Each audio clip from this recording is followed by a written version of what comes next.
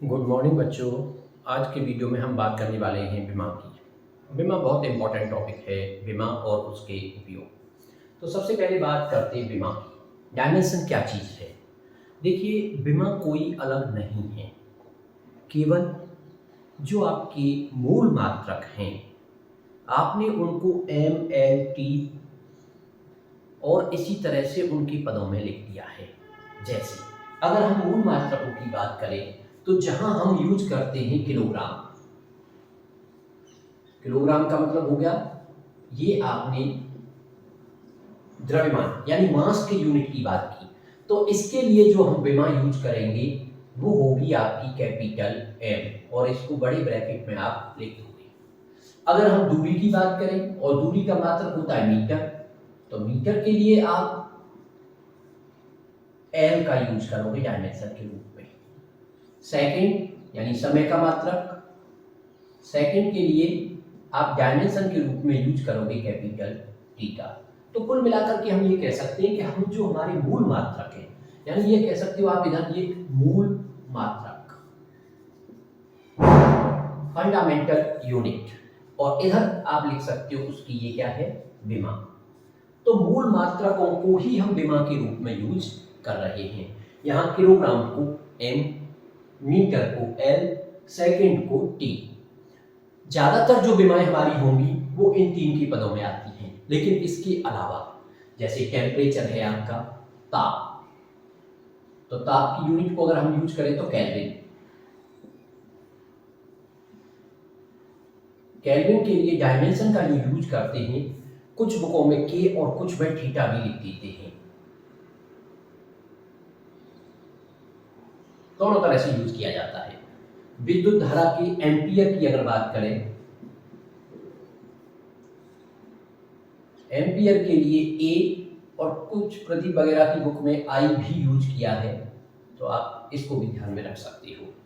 देखिए, ज्यादातर हमारी जितनी भी बीमाएं हैं वो इन्हीं से काम चल जाएगा, लेकिन फिर भी आप अगर कैंडेला को और मोल को भी यूज करना चाहते हो तो जो तीव्रता यानी कैंडेला,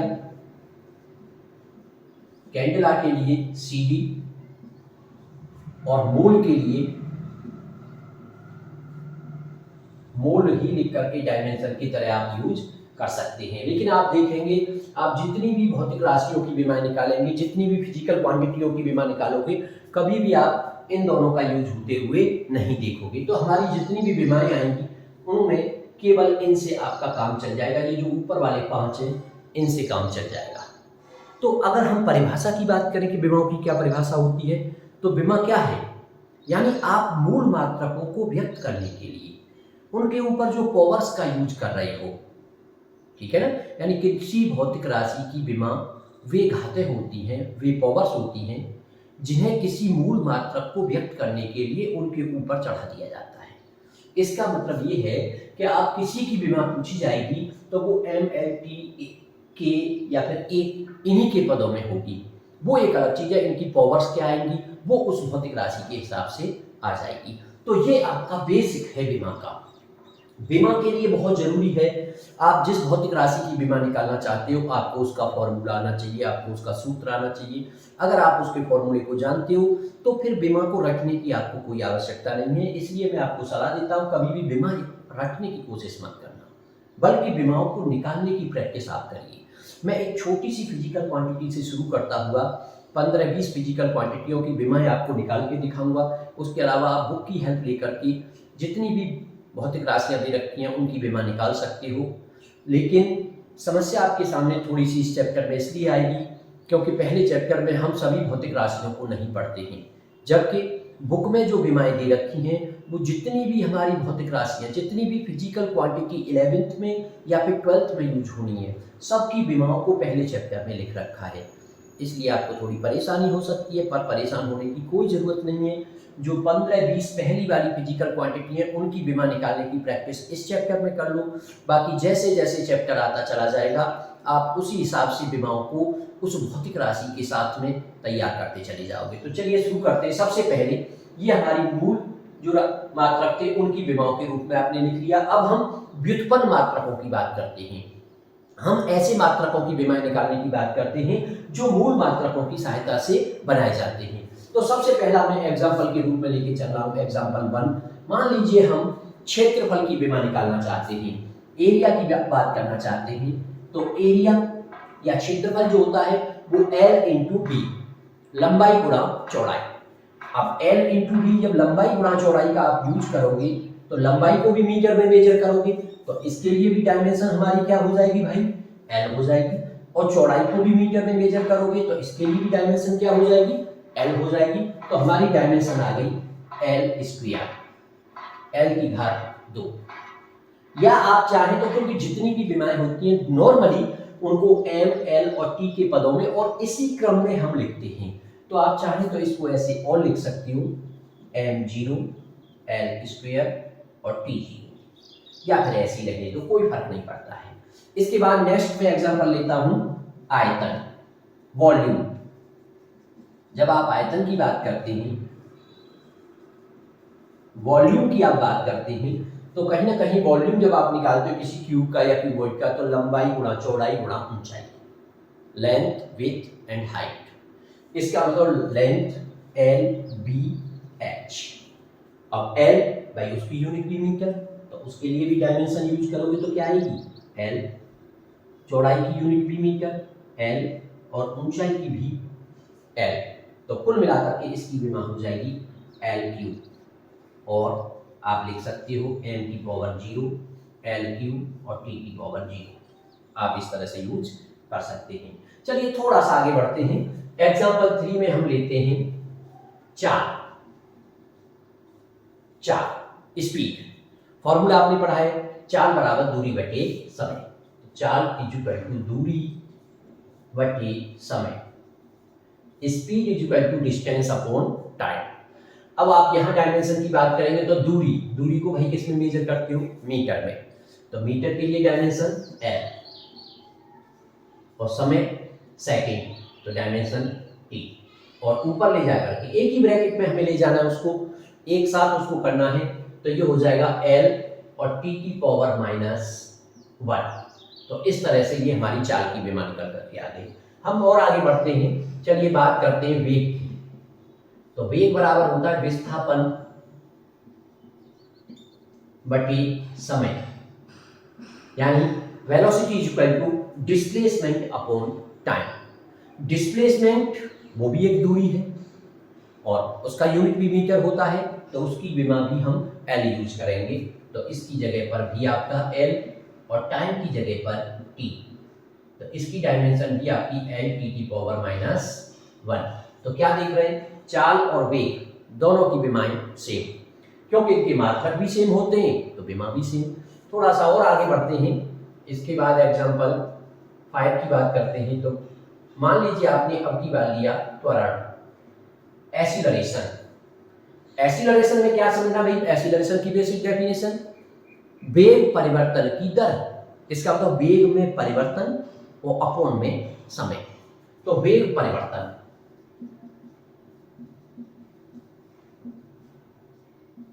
अपूर्ण समय अंतराल या समय। तो देखिए परिवर्तन को यहां इस पॉइंट को थोड़ा सा ध्यान से समझिए। वेग में परिवर्तन की हमें विमा निकालनी है। कभी कभी परिवर्तन का मतलब होता है जैसे प्रारंभिक वेग और अंतिम वेग का परिवर्तन आप निकाल रहे हो, इसका मतलब final velocity minus initial velocity.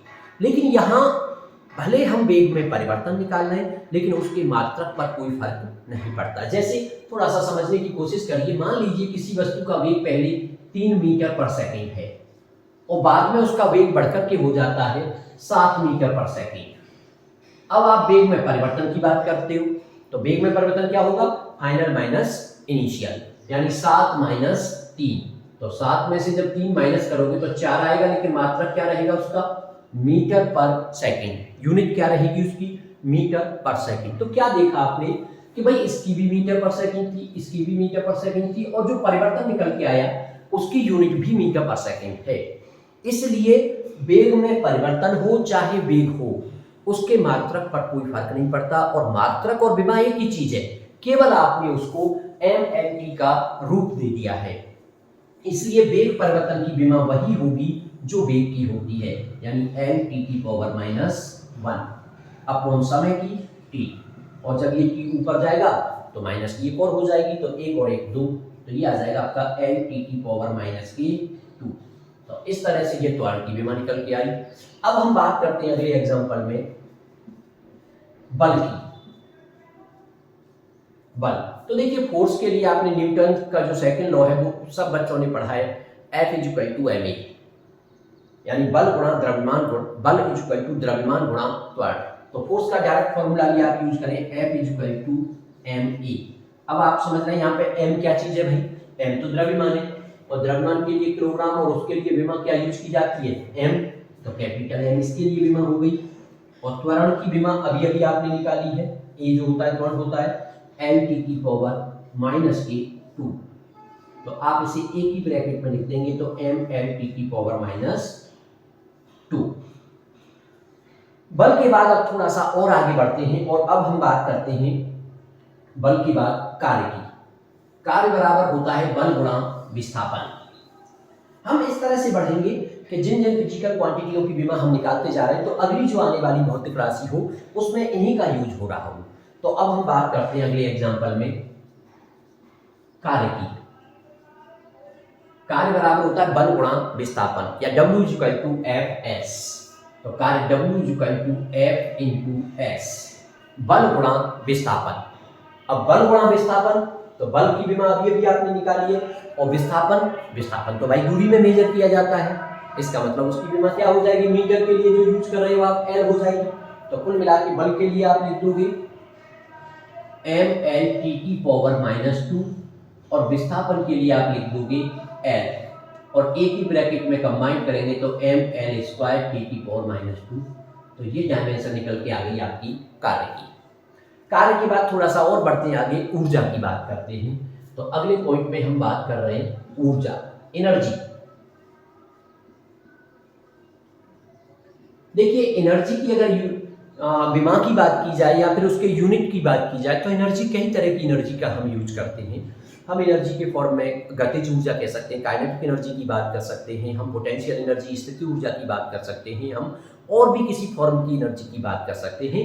लेकिन एनर्जी कोई भी हो, एनर्जी वास्तव में एक कार्य होता है, जो कार्य किया गया है वही एनर्जी के फॉर्मेट में स्टोर हो जाता है, उसी को हम एनर्जी कहते हैं। इसका मतलब एनर्जी और कार्य उनके मात्रक सेम होते हैं। आपने देखा होगा जब एमकेएस सिस्टम में आप इसको यूज करते हो तो कार्य का मात्रक भी जूल और एनर्जी का मात्रक भी जूल, इसका मतलब इनकी विमाएं भी आपस में क्या होनी चाहिए, सेम होनी चाहिए। तो जब भी एनर्जी की डायमेंशन की बात आ जाए तो आप उसके लिए भी वही यूनिट यूज करोगे जो कार्य की है, वही डायमेंशन यूज करोगे जो कार्य की है। आप अगर इसको थोड़ा सा चेक करना चाहते हैं कि भाई हम तो इसको निकालना चाहते हैं, हम उसको देखना चाहते हैं, तो उसे देखने के लिए फिर आप गतिज ऊर्जा से या स्थिति ऊर्जा से विमा निकाल के देख सकते हो। तो इसी में हम पहले पॉइंट में मान लीजिए काइनेटिक एनर्जी की बात कर रहे हैं, गतिज ऊर्जा की आप बात कर रहे हो, तो गतिज ऊर्जा K इक्वल टू होता था हाफ एम वी स्क्वायर। ये फॉर्मूला बड़ा ही पॉपुलर फॉर्मूला है और हर बच्चे को रटा होता है हाफ एम वी स्क्वायर। देखिए विमा निकालते समय कभी भी किसी कांस्टेंट को हम यूज नहीं करते, 1/2 छूट जाएगा। यहाँ वैल्यूज की तो बात ही नहीं की जा सकती, केवल बात की जा रही है किसकी, यूनिट की, उसके मात्रक की बात की जा रही है। इसलिए विमा निकालते समय जो भी कांस्टेंट होते हैं, विमाहीन कांस्टेंट जिसका कोई मात्रक नहीं है, उसको आप छोड़ देते हो, तो नंबर को छोड़ देंगे। इसका मतलब हाफ तो छूट गया, ये m द्रव्यमान है तो इसकी m आ गई, और ये वेग है तो एल टी की पावर माइनस 1, और इसका है ये होल स्क्वायर। जब आप इसको सॉल्व करोगे तो m इसका होल स्क्वायर करने पे l का स्क्वायर हो जाएगा और t की पावर माइनस हो जाएगी 2। तो क्या देख रहे हैं कि गतिज ऊर्जा की भी वही विमा निकल के आ गई जो विमा कार्य की थी। इसके बाद यहीं पर चलो पोटेंशियल एनर्जी की बात करते हैं, स्थिति ऊर्जा की बात करते हैं। स्थिति ऊर्जा का जो फॉर्मूला आप लोगों ने पढ़ा वो गुरुत्वीय स्थिति ऊर्जा के फॉर्मेट में पढ़ा था, U = mgh। तो स्थिति ऊर्जा पोटेंशियल एनर्जी की अगर मैं बात करूं तो mgh। अब mgh, m यहां द्रव्यमान है, g क्या है, g गुरुत्वीय त्वरण है। देखिए त्वरण होता है, त्वरण की विमा आपने यहां निकाली, त्वरण वेग परिवर्तन बटे समय, गुरुत्वीय त्वरण, बस इतना सा डिफरेंस है कि स्वतंत्रता पूर्वक गिरती हुई जो वस्तु होगी उसके वेग में जो परिवर्तन की दर होगी उसको गुरुत्वीय त्वरण कहोगे। इसका मतलब ये हुआ कि मात्रक और विमा पे कोई फर्क नहीं पड़ता, चाहे वो त्वरण हो या फिर गुरुत्वीय त्वरण हो। तो जो विमा आपके त्वरण की है वही विमा गुरुत्वीय त्वरण की होगी। तो इस तरह से आप जब इसकी विमा निकालोगे तो m और त्वरण की जगह l टी की पावर -2 और ऊंचाई हाइट के लिए l, तो फिर ये आ जाएगी ml स्क्वायर टी की पावर -2। तो वही विमा आ गई जो आपके कार्य की थी। नेक्स्ट पॉइंट में अगर मैं बात करूं तो मान लीजिए अगले एग्जांपल के रूप में मैं बल आघूर्ण की बात कर रहा हूं, मैं टॉर्क की बात कर रहा हूं, बल आघूर्ण टॉर्क की बात कर रहे हैं हम। टॉर्क बल आघूर्ण नॉर्मली फॉर्मूला आप लोगों ने बल आघूर्ण का पढ़ा है, बल आघूर्ण इक्वल टू बल गुणा लंबवत दूरी, परपेंडिकुलर डिस्टेंस। हालांकि परपेंडिकुलर डिस्टेंस जो होती है वो जो बल की क्रिया रेखा है और जो घूर्णन अक्ष है उसके बीच की दूरी होती है, लेकिन फिलहाल हम ये कह सकते हैं कि बल आघूर्ण इक्वल टू बल गुणा लंबवत दूरी। तो बल आघूर्ण टाउ इक्वल टू होता है बल यानी फोर्स इनटू परपेंडिकुलर डिस्टेंस, लंबवत दूरी। तो दूरी तो भाई दूरी होती है, चाहे वो लंबवत दूरी हो या और किसी तरह की दूरी हो। तो बल के लिए अभी हमने निकाला था, बल का जो विमा आई थी वो ml टी की पावर -2, तो ml टी की पावर -2 और इधर डिस्टेंस l, तो इसकी विमा निकल के आ गई ml स्क्वायर टी की पावर -2। तो कुल मिलाकर के क्या देख रहे हो आप कि भाई वही विमा तो कार्य की है, वही विमा ऊर्जा की है, चाहे उसमें वो गतिज ऊर्जा हो चाहे स्थितिज ऊर्जा हो, और वही विमा निकल करके आ रही है किसकी, टॉर्क की, बल आघूर्ण की। तो हमें कहीं ना कहीं थोड़ा सा माइंड में ये भी रखना चाहिए कि ऐसी कौन कौन सी भौतिक राशियां हैं जिनकी विमा सेम निकल करके आ रही है, और ऐसा तभी हो पाता है जब हम प्रैक्टिस करते हैं। तो हम डायमेंशन को रखने की बजाय बार बार नई नई फिजिकल क्वांटिटियों की डायमेंशन निकालने का अभ्यास हमें करना चाहिए। नेक्स्ट पॉइंट में हम आगे बढ़ते हैं। अब हम आगे यूज करते हैं, थोड़ा सा आगे बढ़ते जाएंगे, टिपिकल फिजिकल क्वांटिटी का यूज करते चले जाएंगे। देखिए आप लोगों के लिए जरूर मुश्किल जरूर होगा, क्योंकि आप पहले ही चैप्टर में बहुत सारी फिजिकल क्वांटिटियों के फॉर्मूले आप याद करके इस टॉपिक को सॉल्व कर रहे हैं, लेकिन कोई बात नहीं है, जब हम जैसे जैसे चैप्टर पढ़ते जाएंगे तो वहां पे और अच्छी तरह से वो फॉर्मूला हमारा क्लियर होता चला जाएगा। तो अगले पॉइंट में मैं बात करता हूँ बल आघूर्ण की मैं बात कर रहा हूँ रेखीय संवेग की। रेखीय संवेग लीनियर मोमेंटम, या खाली आप मोमेंटम कह सकते हो, आप खाली मोमेंटम भी कह सकते हो। तो मोमेंटम का जब भी फॉर्मूला आता है तो आप कहते हैं P = mv, द्रव्यमान गुणा वेग, यानी द्रव्यमान और वेग के गुणनफल को क्या कहते हैं, हम संवेग कहते हैं। तो P = mv, अब m द्रव्यमान है तो m और v वेलोसिटी है तो l t की पावर -1, तो ये निकल के आ गई m l t की पावर -1, ये संवेग की विमा निकल करके आ गई। अब बात आप करना चाहते हैं, देखिए संवेग आपका हो गया, अब हम बात करना चाहते हैं आवेग की, इंपल्स की।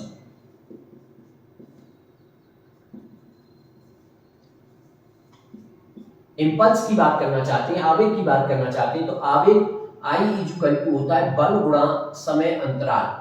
मान लीजिए किसी वस्तु पर जो बल है वो छोटे से टाइम के लिए लगाया गया है, जैसे मान लीजिए आप किसी क्रिकेट बॉल को हिट कर रहे हो, तो जो बैट होता है वो बॉल के कांटेक्ट में कितनी देर रहता है, एक छोटे से टाइम के लिए। तो उस छोटे से टाइम के साथ, उस छोटे से टाइम को विद फोर्स, बल के साथ हम जो कंसीडर करते हैं, तो वो जो क्वांटिटी होती है उसको कहते हैं इंपल्स, उसको कहते हैं आवेग, यानी बल गुणा समय। तो इसकी भी अगर आप डायमेंशन की बात करोगे तो ml t की पावर -2 और टाइम के लिए क्या आ जाएगा t, तो ये आ जाएगा ml और t की पावर -1।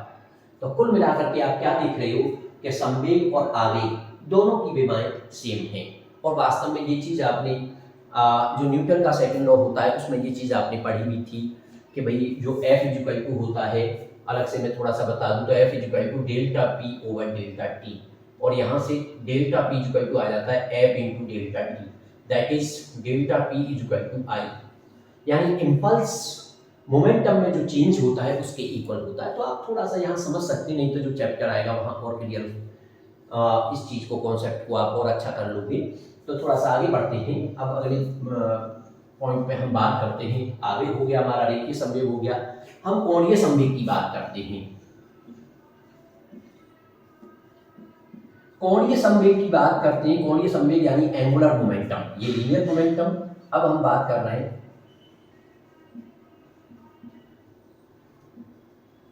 एंगुलर मोमेंटम की बात कर रहे हैं। तो देखिए ये जो कोणीय संवेग है इसका जो कॉन्सेप्ट है वो क्या होता है कि रेखीय संवेग के आघूर्ण को, जैसे बल आघूर्ण शब्द होता है ना, बल आघूर्ण, तो उसको वास्तव में मोमेंट ऑफ फोर्स भी कहते हैं, टॉर्क के साथ साथ मोमेंट ऑफ फोर्स।